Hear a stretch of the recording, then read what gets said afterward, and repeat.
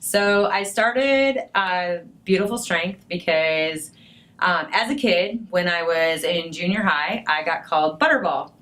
And it took me about 38 years to be able to actually say that out loud. Some jackass that was a senior in high school thought that it was okay to say that to an eighth grader, and a guy to a girl, and that scarred me a long time.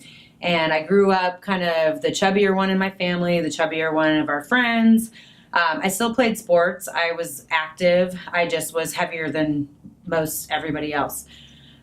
When I got to the age of 30, I got in super great shape. So worked out constantly, ate right, got super muscular.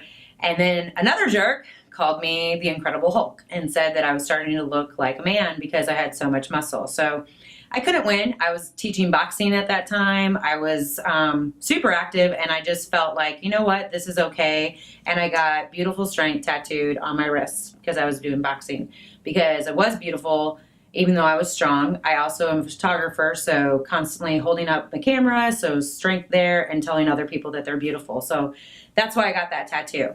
So fast forward a couple years later, and I hurt my hip running a half marathon. And I went to a chiropractor to have them help with my hip, and they broke my foot. So I went from being an overweight person to a super fit person to a person who couldn't work out at all. And once I moved to Nashville, I started drinking a lot more. Beer is good, so is whiskey, and I probably partake a little bit too much in those. But I couldn't work it back off. Like, I was running 5 miles a day, I was working out, and all of a sudden now I have this broken foot and damage, and it really put me into a huge depression. Most people would not think that I'm a depressed or anxious or just anything, because I'm very outgoing, but I will have modes and days where I don't even want to get out of bed.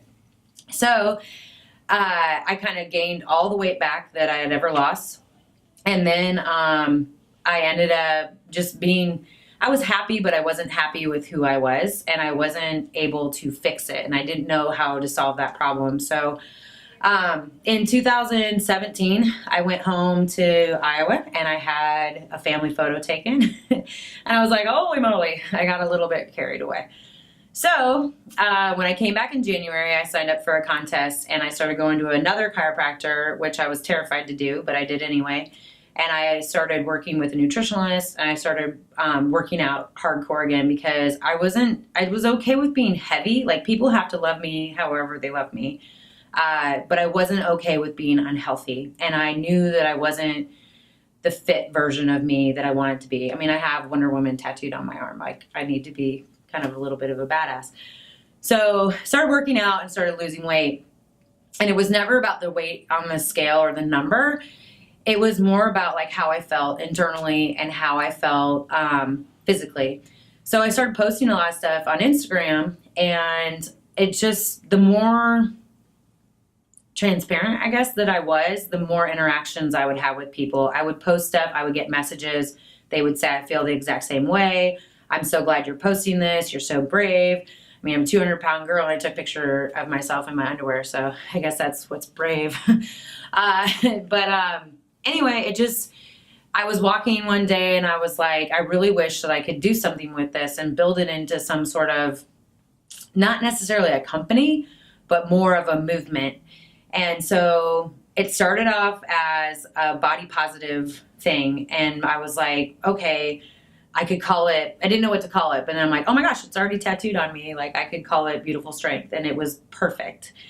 And so I started telling a couple people, like, I was like, okay, I really want to do this project, and I really want to take a picture of myself with turkey that said Butterball on it. And a little couple, just say screw you to that jerk. I did take that picture. It was a little bit smaller turkey than I wanted, but still got the point across. But people just kept being really interested in it.